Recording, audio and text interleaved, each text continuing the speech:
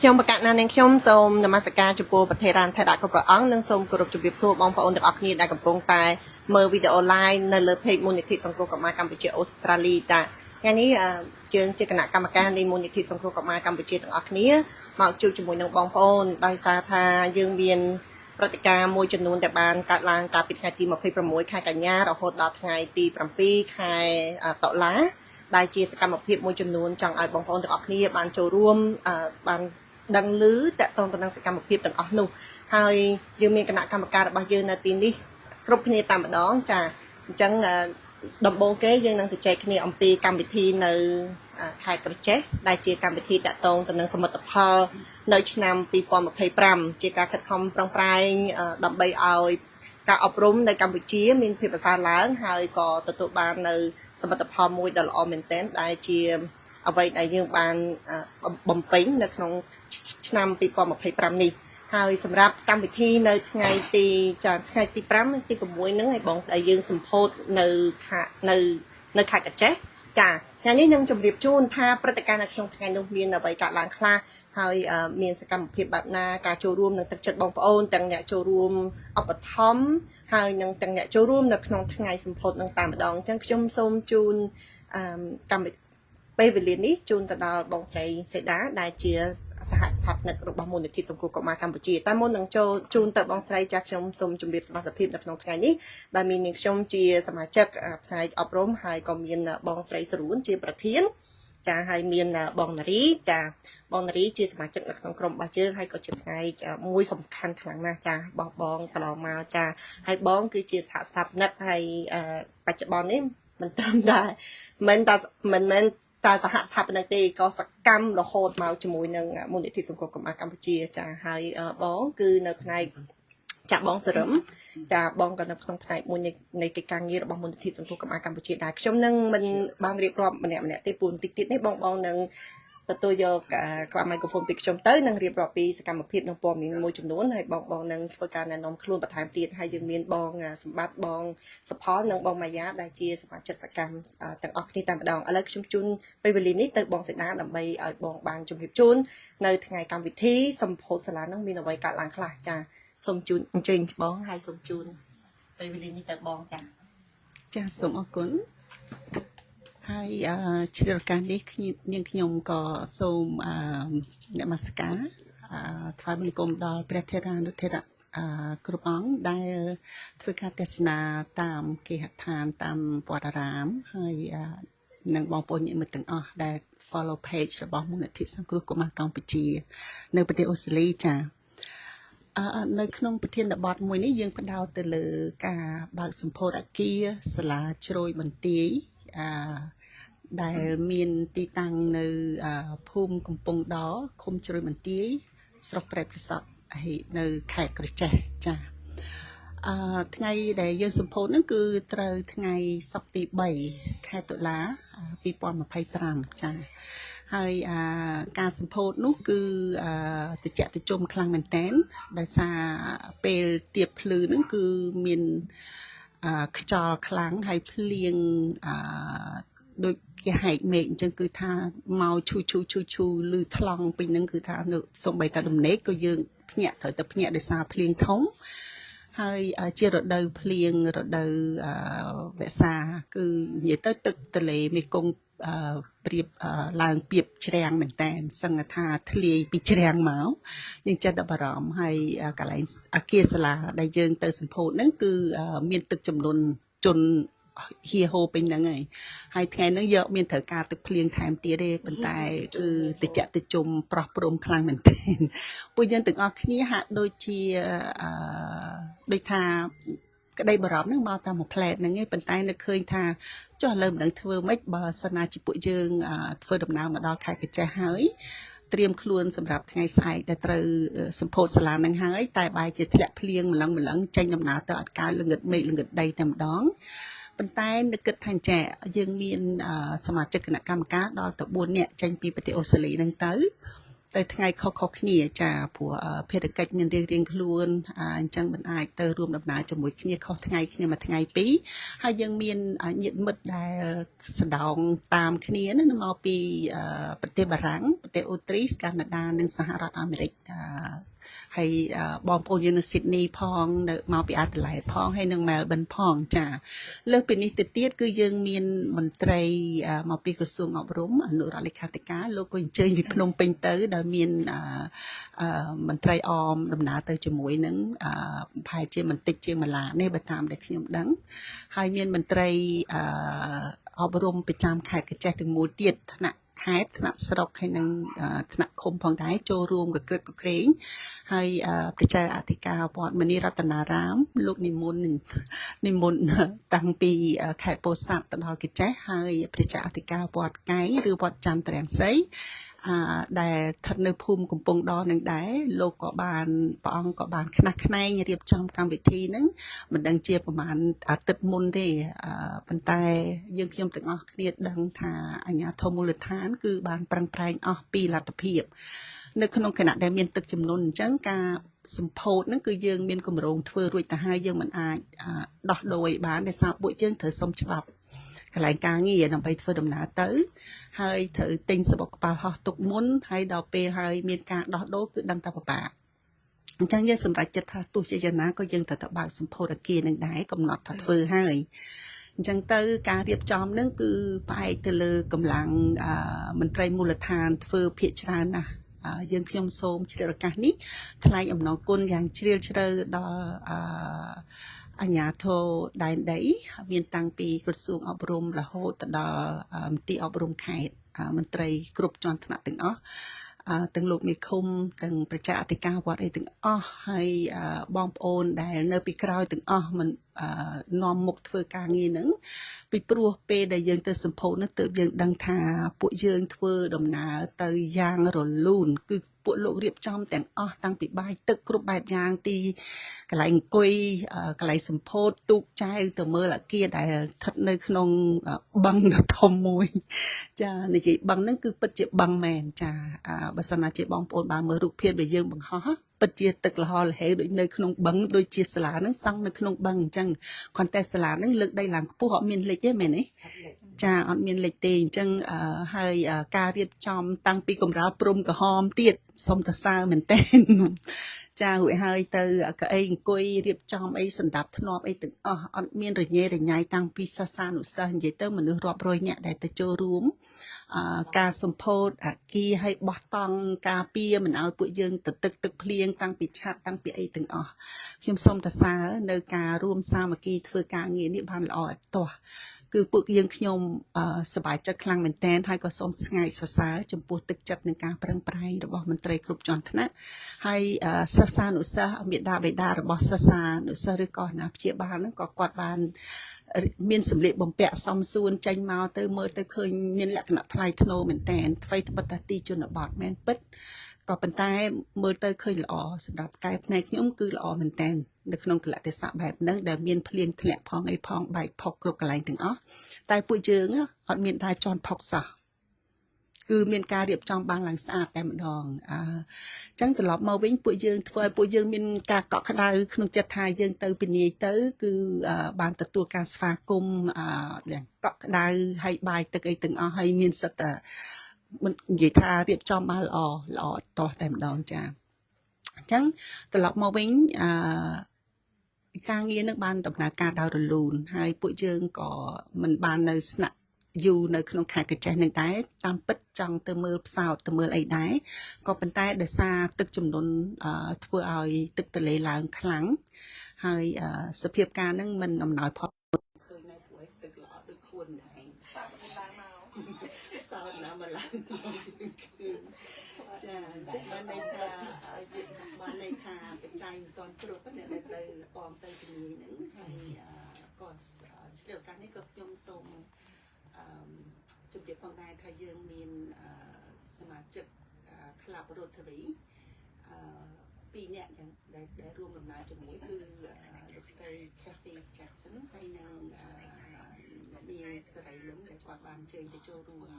ការសម្ពោធនេះផងដែរចា៎ហើយក៏ព្រមទាំងមិត្តភ័ក្តិមួយចំនួនធំទៀតដែលអញ្ជើញពីទីក្រុងភ្នំពេញទៅគឺគាត់ងើបឡើងតាំងពីម៉ោង 1 ម៉ោង 2 ភ្លឺបើបានពីភ្នំពេញទៅដល់ចាស់ហ្នឹងគាត់បានទៅដល់មួយចង់ពេលតែសម្ពោធតែម្ដងអត់មានយឺតទេចា៎អញ្ ចឹងសូមថ្លែងអំណរគុណទាំងអស់គ្នាសហការីពីមូលនិធិសង្គ្រោះកុមារដែលបានមានវត្តមាននៅទីនោះហើយពុំមានអ្នកណាម្នាក់ឈឺថ្កាត់ទេមានអ្នកខ្លះកោះខ្យល់ពេលយប់បន្តិចបន្តួចប៉ុណ្ណឹងឯងដោយសារមិនដឹងគាត់កើតអីយើងអត់ដឹងដែរសូមលាក់ការសម្ងាត់ចាប្រហែលជាគាត់ស្គមពេកប្រឹងធ្វើការចាអញ្ចឹងបងប្អូនយើងទាំងអស់នៅទីនេះមានអ្នកណាចង់រួមចំណែកបន្ថែមបន្ថយអីទេជាពិសេសអ្នកដែលទៅបងស្រួលបងអញ្ជើញទៅសូមអញ្ជើញមួយម៉ាត់ពីរទៅចាបងប្រហែលជាលើកទី1ឯងបងអញ្ជើញទៅកាចេះច្រើនលើកដែរច្រើនលើកមុខដោយសាររឿងសាលាចាដោយសារតកតងរឿងសាលាទៅលើកទី1នោះគឺខែ3 2024ដែរហើយទៅក្នុងឆ្នាំ2024ដដែលយើងខនបានថាទៅជួបជាមួយលោកគ្រូហើយនឹងលោកមេឃុំនិងម្ចាស់យានសំណាងនឹងលើកទី1ខែ3ដែលយើងទៅជួបនឹងជាមួយអ្នកស្រី Kathy Jackson បងសិតានិងខ្ញុំបន្ទាប់មកយើងត្រឡប់មកប្រទេសអូស្ត្រាលីវិញពិភាក្សាគ្នានឹងជាមួយគណៈកម្មការហើយក៏មានទំនាក់ទំនងជាមួយលោកគ្រូចាងវាងលីចក្រិយាដែរគាត់នៅមានទំនាក់ទំនងជាមួយយើងរហូតហើយនឹងគុណម្ចាស់យានសំណាងពីរឿងកូនសិស្សដែលថាដាក់ចុះឈ្មោះរៀននឹងមានកើនឡើងមកហើយទៅនិយាយខ្លះទៅគាត់មានបង្ខំគាត់ទឿនយើងថាយ៉ាងម៉េចដែរដល់ឆ្នាំដដែល2000ខែ10ពួកយើងចុះទៅម្ដងទៀតដើម្បីជួបជាមួយDepartment of Education ណាបងចាខាងក្រសួងអប់រំនឹងបានមកជួបជាមួយពួកគាត់ផ្ទាល់លោកចាងវាងលោកគ្រូឪពុកម្ដាយសិស្សមួយចំនួនលោកមេឃុំយើងបានពិភាក្សាគ្នានឹងម្ដងទៀតនៅខែ10នឹងហើយក៏បានយើងយកព័ត៌មានហ្នឹងមកពិភាក្សាជាមួយក្រុមមូលនិធិដែរបន្ទាប់មកយើងសម្រេចថាយើងនឹងចាប់ផ្ដើមសាងសង់សាលានឹងគាត់ក៏ផ្ដល់ឲ្យជាវាថាតម្លៃសាងសង់នឹងអស់ប្រមាណអីចឹងទៅពួកយើងក៏ពិភាក្សាគ្នាថាយើងអាចទៅរួចហើយដើម្បីកូនសិស្សដែរព្រោះអីគាត់ពិបាកធ្វើដំណើរពីកន្លែងសាលាដែលគាត់រៀនសប្តាហ៍ថ្ងៃហ្នឹងវាខ្វះថ្នាក់រៀនហើយបើគាត់ត្រូវរៀនបន្តទៀតចុះឈ្មោះរៀនបន្តទៀតក្នុង high school ហ្នឹងគាត់ត្រូវឆ្លងសាលាទៅត្រៃមកខាងដើម្បីឲ្យកំតែវាត្រូវចំណាយពេលវេលាសុវត្ថិភាពព្រៀងធ្លាក់អីអញ្ចឹងចាហើយទៅក៏យើងបានព័ត៌មានពីរឿងសាងសង់ហ្នឹងក៏យើងគិតមើលថាយើងអាចជួយពួកគាត់បានជាចំនួនមូលនិធិគិតអញ្ចឹងហើយនៅក្នុងខែ1ឆ្នាំ2025នេះសាលាចាប់ផ្ដើមសង់ចាគាត់ឲ្យ quote មកយើងមកក៏យើងចាប់ចាយើងសូមឲ្យគាត់ឲ្យ quote មកយើង3យើងបាន3យើងសម្រេចនៅលើquote 1ហើយទៅក៏យើងថាឲ្យគាត់ដើម្បីជាឲ្យថាយើងចង់បានសាលានេះមិនមែនតែសម្រាប់មូលនិធិយកលុយទៅឲ្យគាត់ចាប់ផ្ដើមសង់ទេគាត់យើងចង់ឲ្យដឹងថាសាលានោះគឺសាលារបស់គាត់យើងសង់ហើយក៏យើងមិនមែនលើកសាលាទៅណាទៅទៀតដែរតែថាយើងចង់ឲ្យគាត់នឹងជួយរួមនៅក្នុងការរេអង្គាសលុយនឹងដើម្បីសាងសង់សាលានឹងមកហើយទៅមូលនិធិភាគច្រើនមិនដែលសង់5បន្ទប់6បន្ទប់អីមិនអញ្ចឹងបងតាំងពីប៉ៃលិនតាំងពីបាត់ដំបងមានតែ3បន្ទប់មួយខ្នង3បន្ទប់ទៅ4បន្ទប់ក៏ប៉ុន្តែពួកគាត់បាននិយាយប្រាប់ពួកយើងថាប៉ុណ្ណឹងអត់គ្រប់ទេ4បន្ទប់3បន្ទប់អត់គ្រប់ទេព្រោះដោយសារកូនសិស្សតែចុះឈ្មោះនឹងច្រើនជាង400នាក់ដែរទៅគាត់ថាគេ6បន្ទប់តម្លៃនឹងប៉ុណ្ណឹងហើយមូលនិធិក៏បានពិភាក្សាគណៈកម្មការរបស់មូលនិធិហ្នឹងក៏បានពិភាក្សាគ្នាថាអញ្ចឹងបើគាត់ចង់បាន6បន្ទប់ឲ្យពួកគាត់រួមមួយចំណែកនៅក្នុងនឹងដែរយើងចេញ5បន្ទប់ពួកគាត់ចេញ1បន្ទប់ត្រឹមទេបងពេលក៏ពិភាក្សាហ្នឹងហើយក៏បានយើងរៀបចំកងត្រាទៅក៏យើងយកព្រមគ្នាទៅខាងជាងសំណងគាត់ចាប់ផ្ដើមសង់នៅខែ1ហ្នឹងគាត់ថាផែល9ទៅ10ខែសាលានឹងអាចសង់ហើយពេលពួកយើងចោះទៅមើលទៅដីកាទៀបស្អីអញ្ចឹងទៅយើងមើលឃើញអញ្ចឹងហើយជាក់ស្ដែងមកគាត់មែនគាត់ខាងជាងសំណងហ្នឹងគាត់ធ្វើអស់ពីសមត្ថភាពរបស់គាត់ខែ9ហ្នឹងគាត់ថាគាត់អាចធ្វើហើយ ហើយមូលនិធិក៏បានគណៈកម្មការរបស់មូលនិធិមួយចំនួនហ្នឹងក៏បានចុះទៅនៅខែដើម្បី support សាលាថ្ងៃទី3ខែ9ហ្នឹងយើងដឹងថាខែនឹងខែភ្លៀងក៏ប៉ុន្តែយើងមានឱកាសទៅពេលហ្នឹងហើយលើកទី1ហើយដែលមូលនិធិគណៈកម្មការរបស់មូលនិធិហ្នឹងបានទៅបានគ្នាច្រើនគឺ4នាក់គណៈកម្មការម្នាក់ទៀតសុកណាតឃ្លីនោះគាត់នៅAdelaide ចាហើយនឹងខ្ញុំនឹងអនុប្រធានលោកសម្បត្តិបងសេដាយើងបានចេញទៅពីនេះទៅថ្ងៃខុសគ្នាមែនក៏ប៉ុន្តែសែមគាត់ជប់រវល់ចាសែមគាត់ជប់រវល់សម្រាប់រាត្រីស្មៅសបើយើងចែកការងារធ្វើ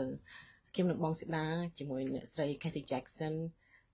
ធ្វើកិច្ចការផ្សេងទៀតក៏ប៉ុន្តែយើងត្រូវណាត់ទៅជួបគ្នាដើម្បី support សាលាដោយបងសេដាគាត់និយាយពីមុនមកហើយអញ្ចឹងថាមានអីខ្លះហើយទៅដូចសែមគាត់និយាយពីមុនមកអញ្ចឹងខ្ញុំម៉ោង5ផ្គរលាន់ភ្លៀងធ្លាក់មកសេចក្ដីថតវីដេអូផ្ញើទៅគណៈកម្មការទៅមុខឬមិនទៅមុខទៅរៀបចំទៅចាខ្ញុំគ្នាចោះញ៉ាំ breakfast ទៅក៏មិនតែនំគេទៅជិះទូកដរដើម្បីឆ្លងទៅបញ្ជាទៅដើម្បីសាលាយើងនឹងបញ្ហាឡានយើងឡើងទូកដរអត់កើតទេនេះសាឡាងសុំទោសសាឡាងចាទូកដរទូចតិចយកឡានទៅជិះទូកដរយកឡានទៅឡើងសាឡាងក៏ប៉ុន្តែឡានយើងឡើងអត់កើតទេហើយតែយើងត្រូវចុះពីឡានទាំងភ្លៀងទាំងអីហ្នឹងទៅសាក់ទៅត្រាំហើយខាភ័យផងឃើញទឹកទន្លេធំទាំងក៏ប៉ុន្តែចាក៏ប៉ុន្តែសំខាន់លើពេលដូចបងស្ដាគាត់និយាយចឹងឃើញបងប្អូនពុកម្ដាយលោកតាលោកយាយអ៊ំកូនសិស្សទាំងអស់នៅគាត់នៅទីនោះ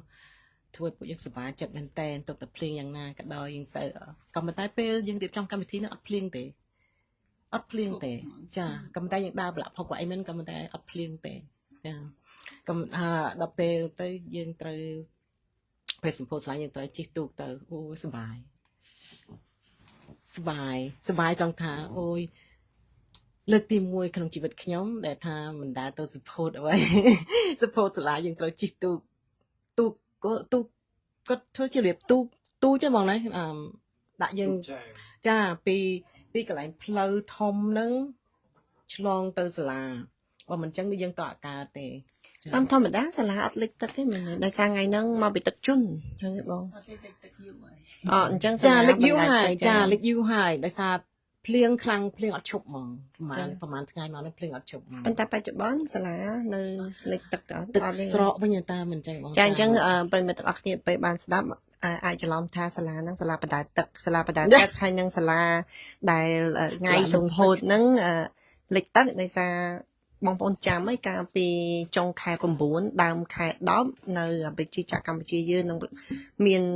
មានភ្លៀងធ្លាក់ច្រើនហើយទឹកទន្លេឡើងខ្ពស់រហូតដល់ខេត្តមួយចំនួនគឺមានទឹកជំនន់ហើយថ្ងៃដែលគណៈកម្មការរបស់យើងទៅសម្ពោធសាលាហ្នឹងគឺចំពេលថ្ងៃមួយនៅក្នុងថ្ងៃនៃទឹកជន់ខ្លាំងនឹងឯងហើយតំបន់ខេត្តប្រមាណដែលជាហានិភ័យខ្ពស់ដែលរដ្ឋាភិបាលប្រកាសឲ្យមានការប្រុងប្រយ័ត្ននោះគឺនៅក្នុងខេត្តកញ្ចេះមួយដែរហើយតំបន់ដែលយើងទៅសម្ពោធហ្នឹងគឺនៅថ្ងៃនោះគឺកំពុងតឡើងទឹកខ្លាំងទាំងអស់នេះអាចសម័យរូបភាពតាមពិតដោយសារយើងនៅប្រទេសអូស្ត្រាលីនេះច្រើនជាងនៅខ្មែរហើយអ្នកដែលទៅជាមួយយើងមានភ្ញៀវបរទេសទៀតខ្ញុំអាចសម័យរូបភាពនឹងដឹងនៅពេលដែលយើងចេញដំណើរទៅមេឃភ្លៀងនៅពេលដែលឡើងសាឡាងអត់រួចហើយនៅពេលដែលឡើងសាឡាងហើយគ្មានរបស់ការពារហើយត្រូវទៅមុខហើយនៅពេលដែលមិញហ្នឹងបងនិយាយថាសបាយតាមពិតសបាយនេះមកនិយាយពេលឥឡូវនេះទេបើក្នុងពេលនោះវិញគឺថាប្រឡឹងចុងសក់តាំងតែពីដំណើរចេញទៅរហូតដល់ឆ្លងទូកទៅសាលាសម្ពោធហ្នឹងមិនមែនជារឿងសាមញ្ញទេអញ្ចឹងពិតជាការលះបង់មួយដល់ខ្ពស់មែនតើសម្រាប់បងប្អូនយើងចាបងខ្ញុំចង់បន្ថែមតិចថាសបាយត្រង់ថាឥឡូវយើងនិយាយគឺសបាយក៏នៅសារីរំភើបភ្លេចបានក៏មានភ័យច្រើនដែរក៏តែសបាយមួយចំនួនទៀតដូចថាមើលបងប្អូនជាប្រវត្តិអត់ទេមើលដូចថាគណៈកម្មការយើងមួយចំនួននៅលើសាឡាងតែអត់ចេញពីឡានទេមួយចំនួនប៉ាត់ចង់និយាយខ្ញុំតាមសួស្តីបងប្អូនគ្នាតាមប៉ាត់បងនិងបងសេដាដំណេទាំងអស់គ្នាបានមានប្រសាសន៍ហើយ បើយើងគិតថារឿងសបាយរឿងសំណាងរឿងនេះតាមពិតវាបើយើងនិយាយជាអ្វីជា reality ខ្ញុំខ្លួនឯងផ្ទាល់យើងក៏មានភ្ញៀវពីខាងខ្ញុំទៅច្រើនដែរខាងបងក៏មានភ្ញៀវបរទេសបើយើងនិយាយពី technical គឺយើងមិនអាចទៅមុខបានទេបើយើងធ្វើទៅជា ស្តង់ដារប្រទេសអូស្ត្រាលីខ្ញុំគិតថ្ងៃហ្នឹងណាបើគេមើលស្ថានភាពទឹកបែបនោះហើយសាឡាងយើងមិននិយាយថាព្រោះស្តង់ដារមានកម្រិតខុសគ្នាហើយការបំពាក់នៃពងសុខភាពក៏មានគ្រប់គ្រាន់សម្រាប់ពួកយើងដែរបើសិនជានៅប្រទេសអូស្ត្រាលីគេឲ្យចេញដំណើរហើយខ្ញុំគិតមើលម៉ោង5ក៏បងយើងឆ្លើយឆ្លងគ្នាស្រេចអីមិនវាជារឿងលេងសើចមើលតែជារឿងក្នុងចិត្តមួយភ័យប៉ុន្តែកុសលផលបុណ្យវាដល់ម៉ោង7ចុះញ៉ាំបបររួចរៀងអន់ ចា បងទាំងអស់ក៏គាត់គិតថាយើងត្រូវទៅប៉ុន្តែក្នុងចិត្តយើងត្រូវទៅហើយស្រេចហើយ ចា ទោះដាច់ស្ពានហើយយើងវិញក៏ទៅដែរហើយមួយទៀតរឿងដែលលោកបងគាត់លោកបងដែលគុណយិនសំណាងគាត់មានប្រសាសន៍ថាគាត់ខ្ញុំសួរយើងលេងយើងសួរគាត់លេងទេថាលោកបងបើវាលិចទឹកចឹងតើយើងទៅមើលសាលារបៀបម៉េចហើយពួកយើងទាំងអស់គិតថាភ័យចិត្តទៅកម្មវិធីបានប៉ុន្តែយើងបានពិភាក្សាបងអារូបភាពភ័យខ្លាចនឹងការលងទឹកឬក៏លិចទឹកហ្នឹងតាមពិតបើយើងធ្វើបានជារូបភាពមួយដែលនៃវិជ្ជមានច្រើនជាងពីពួកយើងទៅចង់ឲ្យបងថាអ្វីក៏យើងអាចធ្វើបានវាមានជាឧបសគ្គសម្រាប់យើងឯងហើយទៅវិញជាបានទិន្នផលល្អហើយប្លែកសំបីតានុរដ្ឋលេខាក្រសួងគាត់ចោះទូកឲ្យដឹកដៃយើងចូលទៀត ចា គាត់ឲ្យខ្លាចទេគាត់ថាមកទៅជាមួយគាត់អញ្ចឹងហើយខ្ញុំគិតថាឧបសគ្គវាខ្លាចតែឧបសគ្គវាខ្លាចជាអ្វីមួយយ៉ាងដែលជាអំពើល្អពួកយើងកសាងធ្វើហ្នឹងទឹកចិត្តរបស់យើងហ្នឹងអ្វីក៏ជាផលបុណ្យដែលយើងធ្វើសំបីតែសម្ពោធគាត់មានភ្លៀងពួកយើងក៏ចឹងហើយសម្រាប់ខ្ញុំភ្ញៀវខ្ញុំមួយចំនួនគាត់ថាគាត់ចង់ទៅ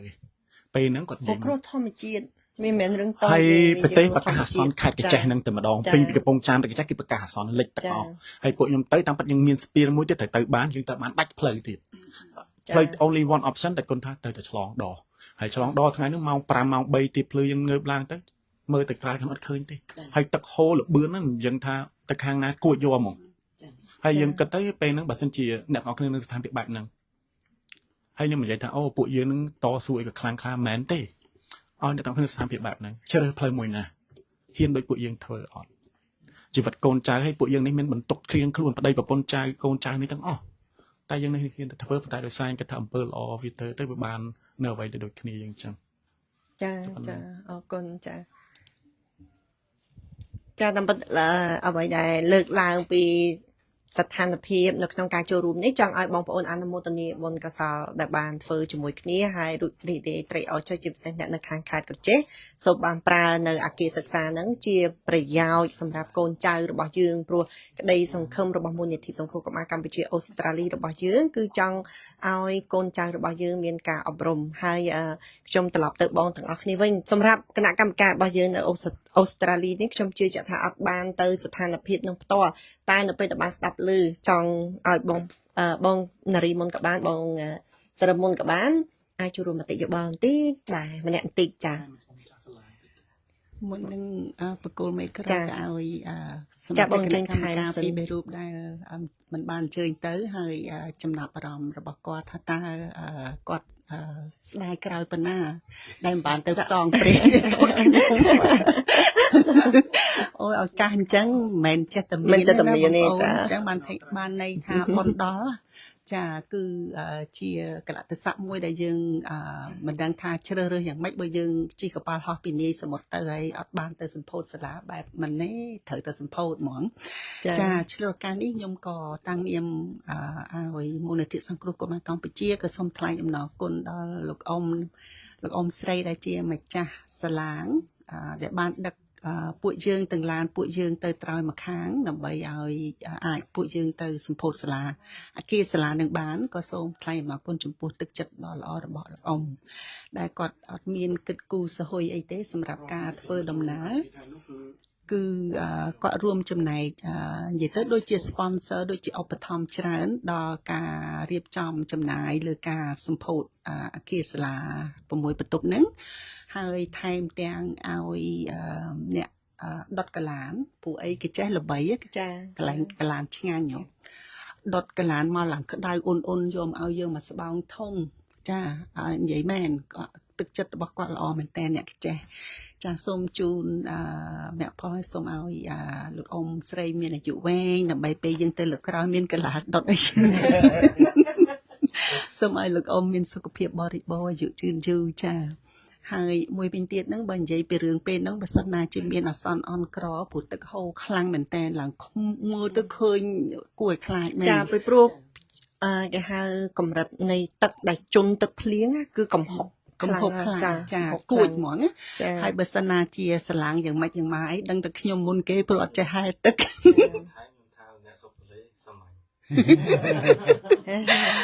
ដឹងតែខ្ញុំមុនគេព្រោះអត់ចេះហែលទឹកទេតាំងពីដើមមកអត់ចេះហែលទឹកសោះហើយសម្លឹងមើលតែអ្នកណាគេយើងចេះហែលទឹកនឹងតែអោបកអញ្ចឹង ហើយបានតែជាមួយគ្នាហើយអត់ក៏ ខ្ញុំមិនទៅម្នាក់ឯង ទេបងនៅមាន ចាអញ្ចឹងហើយមួយវិញទៀតខ្ញុំគួររំលឹកផងដែរជារឿងដំណឹងអកុសលប្រហែលថ្ងៃនេះយើងបានទទួលដំណឹងអកុសលខ្លាំងមែនតើខ្ញុំមានការតក់ស្លុតណាកំពុងតែពិភាក្សាតាមទូរស័ព្ទជាមួយលោកស្រីប្រធានពីការចំណូលចំណាយអីហ្នឹងស្រាប់តែ message load មកផ្លក់បានដំណឹងពីលោកនាយកសាលាលោកលីចរិយាថាលោកប្រធានទីអប់រំនៅខេត្តកញ្ចេះលោកបានអនិច្ចកម្ម2ម៉ោងមុនពេលដែលខ្ញុំបានទទួលដំណឹងខ្ញុំស្លុតខ្ញុំស្រែកថាអូយមិនក៏អញ្ចឹងមិនក៏រឿងហ្នឹងទៅជាអញ្ចឹងមិនគួរអញ្ចឹងសោះពីព្រោះថ្ងៃដែលយើងសម្ពោធអគារហ្នឹងគឺលោកមានដូចថាទឹកមុខស្រស់ប្រំប្រៃសុខភាពធម្មតាអត់មានអីគួរឲ្យចម្លែកសោះហើយនិយាយទៅលោកញឹមស្រស់ស្រាយជាប្រទេសគឺឃើញរូបថតដែលឈរថតជាមួយគ្នានឹងគឺអត់មានរឿងអីដែលថាមានរឿងអញ្ចឹងកើតឡើងប៉ុន្តែរោគីពាទ្យរបស់គាត់នឹងគឺបេះដូងចាអញ្ចឹងបងប្អូនជ្រាបស្រាប់ហើយបញ្ហាបេះដូងពេលណាដែលមកដល់ហើយគឺបើជួយសង្គ្រោះមិ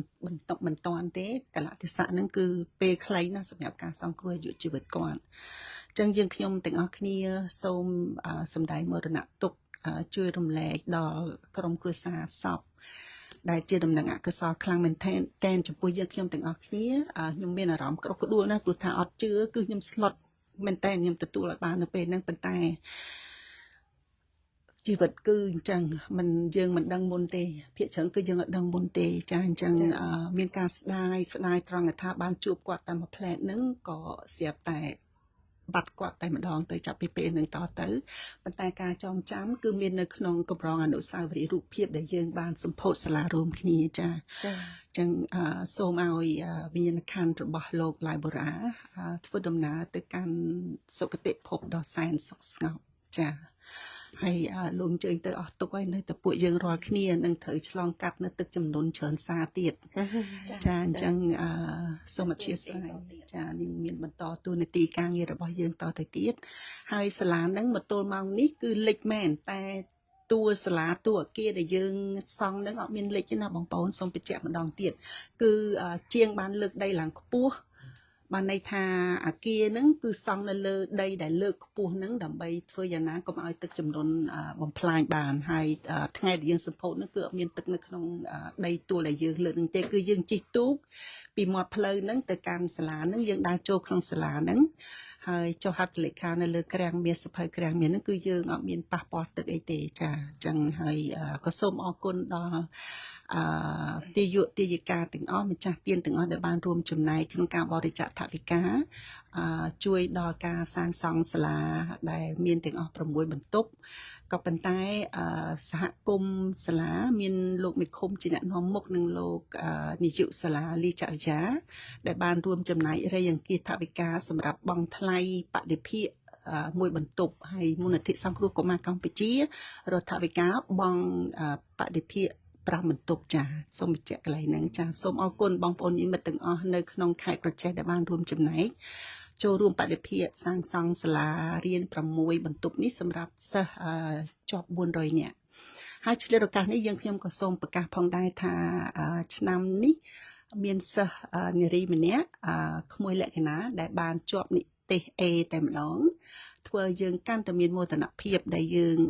បានយកថវិកាទៅសង់សាលាផ្ដល់ឱកាសឲ្យពួកគាត់បានសិក្សារៀនសូត្រហើយសូមជូនពរឲ្យសិស្សានុសិស្សទាំងអស់បានទទួលជោគជ័យនៅក្នុងការស្វែងរកឱកាសដើម្បីស្ដារស្ថានភាពក្រុមគ្រួសារគាត់ឲ្យមានលក្ខណៈខ្ពស់ជាងពេលបច្ចុប្បន្ននេះចាពីព្រោះថាពួកយើងបានត្រឹមតែផ្ដល់ឲ្យគាត់នៅអគារសាលាជួយឲ្យផ្ដល់ឱកាសឲ្យគាត់បានក្រេបជញ្ជក់នៃចំណេះវិជ្ជាចំណែកអនាគតរបស់គាត់ គឺអាស្រ័យទៅលើការប្រឹងប្រែងអ្វីៗគឺនៅក្នុងកណ្ដាប់ដៃរបស់គាត់ទាំងពីរហ្នឹងឯងពួកយើងមិនអាចប្រឹងជំនួសគាត់បានទេចាអញ្ចឹងបងប្អូនពីរអ្នកនៅអមខ្ញុំនេះលោកលេខាធិការហើយនឹងជំនួយរបស់ហេរញ្ញិកអាចមានចំណាប់អារម្មណ៍សូមអញ្ជើញចាខ្ញុំនិយាយដូចច្រើនបងធំ សម្បានតែអត់បាននិយាយមិនចង់និយាយពីមុនមកក្រាន់តែថាអាឡៃសើនិយាយថាម៉េចបើមិញជាកិច្ចបន្តពីការថ្លែងអំណរគុណដល់សប្បុរសជនទាំងអស់ខ្ញុំគ្រាន់តែចង់បញ្ជាក់ធានាថាទោះបីជាកម្មវិធីរៀងដូចជាអធិកធមមានសមាជិកគណៈកម្មការ 4-5 នាក់ទៅមានប៉ុន្តែមិនមានការប្រើប្រាស់ថវិការបស់មូលនិធិទេគឺសុទ្ធសឹងតែជាថវិកាផ្ទាល់ខ្លួនដែលគាត់ចំណាយទាំងស្រុងទាំងការហូបចុកស្នាក់នៅធ្វើដំណើរទាំងអស់បាទនឹងហេតុនឹងហើយដែលបានជាមូលហេតុសំខាន់ដែលខ្ញុំមិនបានទៅចូលរួមដែរដោយសារតែអត់តន់បច្ច័យអត់តន់មកដល់បាទអរគុណច្រើន ចាគ្រប់សូមចេញបងនារីចា next ស្មានថាក្រុមមូលនិធិសង្គ្រោះកុមារចេះកំ pl ែងដល់ប៉ុណ្ណឹងទៅក្រោយយើងមិនបាច់ហៅតារាមកទេយើងឡើងទៅកំ pl ែង ចានិយាយទៅក្រុមយើងនេះគេហៅលក្ខណៈមួយថា multi skill multi talented ចាមានអាចចាក់ឆាយបានចាជំរាបសួរពុកម៉ែបងប្អូនទាំងអស់នេះខ្ញុំសូមថ្លែងអំណរគុណមែនតើដែលចំណាយពេលវេលាពេលនេះមកមើល live SWCFA និយាយតាមត្រង់សូមតសើអ្នកបងហើយនឹងបងអូនដែលបានអញ្ជើញទៅ support សាលាយើងនៅក្នុងពេលវេលាដែលកំពុងភ្លៀងដឹងហើយលឺហើយក៏នៅតែធ្វើពីព្រោះអីគឺការចាំបាច់ហើយដែលអ្វីដែលសូមតសើបំផុតគឺថាការហានិភ័យនៅខាងមុខឃើញច្បាស់ថាតើបើសិនថាយើងទៅបន្តបសកកម្មតទៀតយើងត្រូវជួបរឿងអីហើយយើងហ៊ានផ្សងព្រេងនៅក្នុងហានិភ័យហ្នឹងដោយសារថាការអំណាចអំពើល្អមុះមុតហើយការទំនុកទុកចិត្តដែលបងប្អូនយើងទាំងអស់ពេលនេះទៅបានផ្ដល់ឲ្យហើយដែលកាន់លុយកាន់អីទៅដោយសេចក្តីមានទំនុកចិត្តខ្លាំងបំផុតហើយការអំណាចអននេះហើយដែលធ្វើឲ្យក្រុម SWCFA ធ្វើកិច្ចការងារដោយបានជោគជ័យបរិបូរណ៍មែនតើហើយផ្សងព្រេងមែនតើដែលបានគិតពីជីវិតផុសខ្លួនគឺប្រកាន់ជាប់នឹងអំពើល្អប្រកាន់ជាប់នឹងការច្បាស់លាស់ថាត្រូវតែធ្វើតទៀតចាអញ្ចឹងខ្ញុំសូមតសើមែនតើដែលថាប្រកាន់ជាប់នឹងគោលការណ៍នេះដែលបានច្បាស់បើសិនថាខ្ញុំដួលសន្លប់បាត់ហើយខ្ញុំអត់ទៅទេអ្នកណាទៅអីទៅមូលហេតុនេះហើយបាននាងខ្ញុំអាចចិត្តថាអត់ទៅទេស្រុកខ្មែរនិយាយតាមត្រង់ មែនតែដៃថាអត់បានទៅទេណាគាត់ថាតែដៃហ្នឹងគឺសុំលើកទឹកចិត្តនិងសុំចូលរួមលើកទឹកចិត្តថានៅក្នុងអាសេចក្តីល្អគ្រោះធម្មជាតិទៅនៅពេលគ្រោះធម្មជាតិណានេះមិនមែនជ្រើសរើសបានថានេះតាមពិតយើងអាចអត់ទៅបានតា ចាយើងមានសិទ្ធិជ្រើសរើសចាយើងមានសិទ្ធិជ្រើសរើសអញ្ចឹងនេះខ្ញុំសូមបន្តទៀតថាការអំណាចអំពើល្អនេះគឺត្រូវតែមានអ្វីមួយមកគុំក្រងយើងការពារយើងឲ្យយើងធ្វើបដិកម្មនេះបានចាអញ្ចឹងការអំពើល្អដូចចាស់ពីដើមគាត់ច្រើនបដៅកូនចៅថាខំធ្វើការតាំងពីក្មេងខ្ញុំសុំដូរពាក្យនឹងព្រោះសម័យឥឡូវបើមិនខំធ្វើការក៏នៅធ្វើដែរព្រោះអីការព្យាការត្រឹមចាំបាច់នៅក្នុងជីវិតប្រចាំថ្ងៃនេះថ្លៃអញ្ចឹងអត់ធ្វើការក៏ត្រូវធ្វើដែរប៉ុន្តែខ្ញុំសុំនិយាយដូរពាក្យថាខំប្រឹងធ្វើអំពើល្អធ្វើទៀនធ្វើបន់ពីក្មេងវិញចាអញ្ចឹងខ្ញុំចង់និយាយថាសំបីថាអ្នកណាប្របាក់ដែរចង់លេចលងមិនក្តៅក៏អត់លងកើតដែរពួកអំណាចអំពើល្អខំក្រុមការពីចាត្រឹមត្រូវហើយពីព្រោះសម័យនេះចាស់ហើយក៏នៅធ្វើការទៀតហ្នឹងហើយពេលខ្លះធ្វើពីក្មេងយកលុយពីក្មេងតែចំជំងឺពេកចាស់អញ្ចឹងសុខចិត្តថាខំធ្វើបន់ធ្វើទៀនតាំងពីក្មេងវិញសាងអំពើល្អចាហើយសូមផ្ដាំទៅកូនសិស្សទាំងអស់ដែលបានឧបត្ថម្ភពីបងប្អូនយើងពីស្រុកក្រៅស្រុកក្នុងក៏ដោយដោយពាក្យអ្នកបងនិយាយមកអញ្ចឹងយើងផ្ដល់ឱកាសឲ្យប៉ុន្តែការជោគជ័យនៅលើក្នុងកម្រិតដៃខ្លួនเนาะភាសាអង់គ្លេសគេថា success is by chance ប៉ុន្តែ it's your choice to choose it or not ចាំមានថាឱកាសគេឲ្យប៉ុន្តែយកឱកាសនឹងដែលខ្លួនឯងចង់ធ្វើខ្លួនឯងគឺនៅលើខ្លួនឯងទាំងអស់ឱកាសពួកយើងឲ្យ yeah so in other words success is not by chance but by choice អរគុណ ចាសូមអរគុណចំពោះការចូលរួមរបស់សមាជិកយើងទាំងអស់គ្នា ហើយចាបងអត់អីទេខ្ញុំដឹងថាបងចង់និយាយអីចាំខ្ញុំនិយាយជំនួសបងអត់និយាយចាតាមពិតយើងជាគណៈកម្មការដោយសារខ្ញុំក៏អត់បានទៅរួមដំណើរជាមួយដែរប៉ុន្តែដោយសារបាននៅស្រុកខ្មែរហើយគាត់តែឮថាទឹកជំនន់ហ្នឹងខ្ញុំសម័យរូបភាពថាមិនមែនជារឿងងាយទេដែលយើងត្រូវសម្រេចចិត្តឆ្លងសាឡាងទៅទាំងទឹកខ្មុកខ្មាញ់បែបហ្នឹងចាមិញយើងនិយាយគ្នាអំពីសាលាអំពីហេតុនៃការប្ររពអំពីព្រឹត្តិការណ៍ដែលកើតឡើងនៅថ្ងៃនោះឥឡូវខ្ញុំជម្រាបឲ្យបងជម្រាបបន្តិចខ្ញុំគិតថាបងប្អូនម្ចាស់ជំនួយក៏ចង់ដឹងដែរថាសាលា6បន្ទប់ហ្នឹងប្រើរបៀបម៉េចបន្ទប់នីមួយបងអាចដឹងព័ត៌មានតិចទេថាសម្រាប់ថ្នាក់ទីប្រមាណយើងអាចជម្រាបជូនឲ្យម្ចាស់ជំនួយក៏បានរីករាយត្រេកអរជាមួយនឹងសមិទ្ធផលនឹងផងដែរចាសូមបងអញ្ជើញ ចាបើតាមដែលព័ត៌មាននេះខ្ញុំបានទទួលហ្នឹងគឺយើងមានដល់ថ្នាក់ទី12តែម្ដងចាពីមុនមកគឺនៅពេលដែលយើងបានន័យថាបើយើងរៀនបន្តចង់បន្តទៅដល់បាក់ឌុបមិនអញ្ចឹងទេចាគឺគាត់ត្រូវតែឆ្លងទូកព្រោះមានតែថ្នាក់ទី9ណាចាអញ្ចឹងសិស្សានុសិស្សហ្នឹងត្រូវឆ្លងស្លាងទៅត្រើយម្ខាងឆ្លងទន្លេមេគង្គហ្នឹង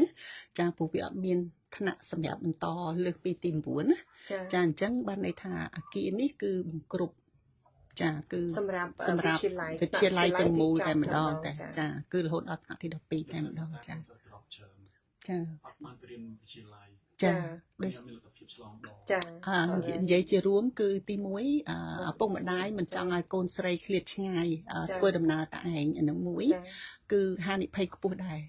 មានកូនស្រីចាមិនចេះតែបថុយឲ្យគាត់យកវាសនារបស់គាត់ទៅផ្សងយកវាសនាដើម្បីបដូរអនាគតគាត់មិនអញ្ចឹងប៉ុន្តែជួនកាលវាសនាហ្នឹងវាមិនដឹងថាមួយណាមកមុនចឹងចាអញ្ចឹងទៅគឺទី1គឺធ្វើឲ្យសិស្សនារីដែលមានសមត្ថភាពក្នុងការសិក្សាដូចជាបរិសុទ្ធដែរហ្នឹងអាចមានលទ្ធភាពនៅក្នុងផ្ទះជាមួយឪពុកម្ដាយនៅផ្ទះនៅក្នុងស្រុកភូមិធម្មតាហើយអាចទៅរៀនធម្មតាបានចាបើសិនណាជាមានជំរឿគឺកូនប្រុសតែងតែត្រូវបានជំរុញលើកទឹកចិត្តឲ្យជិះសាឡាងឲ្យជិះទូកជិះឡានជិះម៉ូតូអីទៅរៀនឆ្ងាយដោយសារគិតថាសិស្សបរិសុទ្ធមិនសូវមានហានិភ័យដូចសិស្សនារីទេខ្ញុំមិនដឹងថាយ៉ាងម៉េចទេក៏ប៉ុន្តែនេះវាតាក់ទងពីរឿងវិសមភាពខាង gender របស់មនុស្សស្រីតែម្ដងព្រោះទៅណាមកណាតែងតែជួបហានិភ័យដោយសារខ្លួនឯងជាស្ត្រីភេទឬមួយក៏មកពីវប្បធម៌ក៏មិនដឹងទេណាចាហើយណាមួយឃើញថាសិស្សនារីគឺមានប្រយោជន៍ចាអាយុប៉ុណ្ណឹងល្មមប្រើការងារផ្ទះបោកគក់ដាំស្លសួនច្បារមើលថែបងប្អូនអីអញ្ចឹងចំណែកសិស្សបរោះគិតខុសពីហ្នឹងចាគាត់មិនសូវប្រកែពីរឿងដាំស្លអីទេអញ្ចឹងមិនបាច់ធ្វើទេទៅរៀនបានហើយអញ្ចឹងណាធ្វើមិនទៅបើសិនណាជាយ៉ាងណាកូនស្រីបើសិនណាជាមានចំណេះមិនខ្ពង់ខ្ពស់ពេលបានប្តីទៅគឺប្តីថែទាំគ្រប់គ្រងរកថវិកាចិញ្ចឹមគុតផ្គង់អីអញ្ចឹងឲ្យទៅជាអញ្ចឹងទៅអញ្ចឹងបានន័យថាវប្បធម៌បែបហ្នឹងគឺជាវប្បធម៌ចាស់កម្រិលដល់ហេតុអីដោយសារយើងដូចជាដាក់បណ្ដាសាឲ្យកូនស្រីហ្នឹងស្ថិតនៅក្រោមការគ្រប់គ្រងខាងផ្នែកហិរញ្ញកិច្ចហ្នឹងគឺស្វាមីអ្នកទទួលរ៉ាប់រងអញ្ចឹងទៅចង់គេជេរចង់គេទឹកមុខមិនល្អដើរមិនចូលផ្ទះមិនហ៊ានក្អកព្រោះខ្លាចអត់លុយចាំកូនតែបើយើងមានសមត្ថភាពទៅរកលុយដែរប្តីគាត់សូវហ៊ានក្អកដាក់យើងដែរព្រោះគាត់ក៏អញើដែរណាចាអញ្ចឹងទៅជួនកាលស្ត្រីនឹងអាចសិក្សាបានខ្ពង់ខ្ពស់ជាងបរិសុទ្ធក៏ថាបានពួកអីខួរក្បាលមកត្រឡោកដូចគ្នាហ្នឹងចាអញ្ចឹងទៅកន្លែងនេះខ្ញុំនិយាយរឿងលើបន្តិចក៏ប៉ុន្តែចង់ជម្រាបថាអញ្ចឹងដល់ពេលយើងឃើញសិស្សស្រីម្នាក់ដែលរៀនបាននិទេសអេនៅឆ្នាំហ្នឹងចាឃើញបានន័យថាក្នុងមួយសាលាហ្នឹងមានសិស្សស្រីតែម្នាក់ទេដែលរៀនបាននិទេសអេអញ្ចឹងយើងឃើញហើយថាស្រីហើយប្រុសគឺមានបញ្ញាដូចគ្នាអញ្ចឹងផ្ដល់ឱកាសឲ្យគាត់ស្មើគ្នាទៅហើយយើងនឹងដឹងហើយថាអ្នកណាគេគ្រាន់ដែរជាងអ្នកណាចាអញ្ចឹងនៅពេលដែលសាលានឹងកើតឡើងបើសិនជាសរុបនិស្សិតទៅសិស្សដែលទៅរៀននៅសាលាហ្នឹងទៅអាចឡើងដល់ប្រហែល100នាក់ទៅបងអ្វីដែលខ្ញុំដឹងគឺ400ជាងចាដោយសារយើងមិនអាចយកលើសពីចំនួនជាង400ហ្នឹងចាអញ្ចឹង400នេះគឺមានន័យថាអគារសិក្សាដែលយើងទៅតែផ្ដល់ជូនទៅសាលានឹងប្រើប្រាស់សម្រាប់គ្រប់គ្រងការសិក្សា400ជាងចាថ្ងៃគឺ690នាក់ជាងអញ្ចឹងចា400នាក់ចឹងបន្ថែមសម្រាប់ពីទី ចា ចា ចា ចា សាសាលាយើងកាត់បងទៅគឺបាននិទេសល្អសម្រាប់ ចា វិភាគមជ្ឈមភាពនៃការប្រឡងបាក់ឌុបហ្នឹងស្តង់ដារបរិបទ84% ទេតែកូនសិស្សនៅសាលានេះចំនួន900នាក់ជាងដល់900នាក់ជាងប៉ុន្តែលទ្ធផលកាត់ទៅវិញលទ្ធផលនៃប្រឡងបាក់ឌុបហ្នឹងស្តង់ដារបរដ្ឋាភិបាលគឺតែ84% ទេ ចា កូនសិស្សនៅសាលាហ្នឹងគឺធ្វើបានដល់ ចាអញ្ចឹងមានន័យថាតំបន់អ្នករៀនសូត្រ បាទខ្ញុំរៀនហ្មង អ្នករៀនសូត្រ រៀនគាត់តែយើង ចា អញ្ចឹងនេះសំបីតាលោកប្រធានមន្ត្រីលោកអនុរដ្ឋលេខាក៏គាត់និយាយថាដូចយើងមកប្រោះព្រមមកគាត់មានទឹកចិត្តមកដែរពុកខំប្រឹងរៀនបន្ថែមអញ្ចឹងដូចបងនិយាយអញ្ចឹងគឺវាត្រូវយើងដាក់ទៅវាចំចំណុចតំដងដូចថាចំគោលដៅច្បាស់លាស់ហ្មងអត់ខុសទេកន្លែងទៅកូនសិស្សរៀនបន្តទៀតហើយសិតតែអ្នកចង់រៀនហើយមកពុកម្ដាយទីនោះខ្ញុំឃើញអត់មានបោះបង់កូនឲ្យអត់ការសិក្សាទេមកនាំកូនមកជួបយើងធ្វើទាំងអស់គ្នា ចាចាប្រិយមិត្តអ្នកស្ដាប់ទាំងអស់អ្នកដែលទស្សនានៅវីដេអូនេះដោយបានជម្រាបជូនទាំងអស់គ្នាអញ្ចឹងថាអ្វីដែលយើងបានកាត់ខំប្រឹងប្រែងមកជាមួយគ្នាយើងជាតំណាងអ្នកទាំងអស់គ្នាក្នុងការធ្វើកិច្ចការងារនេះប៉ុន្តែថវិកានិងកម្លាំងសាមគ្គីរបស់បងប្អូនដែលតែងតែជួយឧបត្ថម្ភមកមូលនិធិសង្គ្រោះកុមារកម្ពុជាក៏បានលទ្ធផលចេញជាលទ្ធផលផ្លែផ្កានៅក្នុងឆ្នាំ2025ហើយសមិទ្ធផលមួយនេះក៏បានធ្វើឲ្យមានការផ្លាស់ប្ដូរនៅផ្នត់គំនិតរបស់បងប្អូនជាពលរដ្ឋខ្មែរនៅទីនោះហើយខ្ញុំជឿជាក់ថានៅពេលដែលគេសិក្សានៃការឡើងចំនួនកើនឡើងនេះមានន័យថាជាចំនួននៃការបញ្ជូនកូនមកសាលារៀនហើយនឹងមិនមានការបញ្ឈប់កូនពីត្រឹមតថ្នាក់ទី9ទេអញ្ចឹងមានរាប់រយគ្រួសារដែលទទួលបានអត្ថប្រយោជន៍អំពីអគារសិក្សាមួយនេះអញ្ចឹងសូមបងប្អូនទាំងអស់គ្នាបានរីករាយសប្បាយចិត្តហើយក៏សង្ឃឹមថានឹងបន្តដំណើរជាមួយយើងសម្រាប់បេសកកម្មនៃការអប់រំនៅតំបន់ដាច់ស្រយាលនៅក្នុងប្រទេសកម្ពុជារបស់យើងតាមរយៈមូលនិធិសង្គ្រោះកុមារកម្ពុជាអូស្ត្រាលីផងដែរដោយនៅក្នុងខែកញ្ញានិងខែតុលានេះយើងមានសកម្មភាពមួយទៀតដែលខាងគណៈកម្មការរបស់យើងក៏បានអញ្ជើញទៅផងដែរអញ្ចឹងយើងត្រឡប់មកសកម្មភាពមួយទៀតដែលចង់ឲ្យបងជំរាបជូនអំពីពេលវេលាមុនពេលសម្ពោធសាលាបន្តិចដែលបងបានអញ្ជើញទៅជួបនឹងបងប្អូននៅតាមព្រំដែនហើយជាពិសេសគឺបងប្អូនបងវរៈកងទ័ពដែលនៅជួរខាងមុខគឺគណៈកម្មការរបស់យើងត្បិតតែថាមូលនិធិសង្គ្រោះកុមារកម្ពុជាអូស្ត្រាលីបេសកកម្មធំរបស់ពួកយើងគឺការអប់រំតែនៅពេលស្ថានភាពកើតឡើងនៅក្នុងប្រទេសកម្ពុជារបស់យើងក៏យើងនៅក្រឡេកមើលសពគ្រប់ជ្រុងជ្រោយផងដែរអញ្ចឹងខ្ញុំជូនកម្មវិធីនឹងទៅបងម្ដងទៀតដើម្បីឲ្យបងបានជំរាបជូនអំពីស្ថានភាពនៅពេលដែលបងបានទៅតើគណៈកម្មការរបស់យើងបានធ្វើអីខ្លះហើយបងបានឃើញទស្សនវិជ្ជាបែបណាសូមបងជំរាបជូនទៅប្រិយមិត្តរបស់យើងផងដែរចា៎បងជួយខាង អញ្ចឹងយើងដូរប្រធានបទ ចា៎ ថ្មីមួយទៀតហើយយើងសូមអធិស្ឋានពេលវេលាកាន់តែសង្ខេបចូលមកអញ្ចឹងខ្ញុំសូមសង្ខេបឲ្យបានខ្លីបន្តិចមិញនេះវាយើងច្រើនបន្តិចណា ចា៎ ចា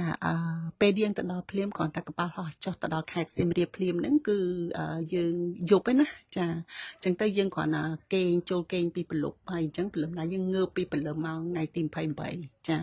ថ្ងៃទី28ហ្នឹងគឺយើងត្រៀមឡានត្រៀមអីយើងរៀបចំនិយាយទៅ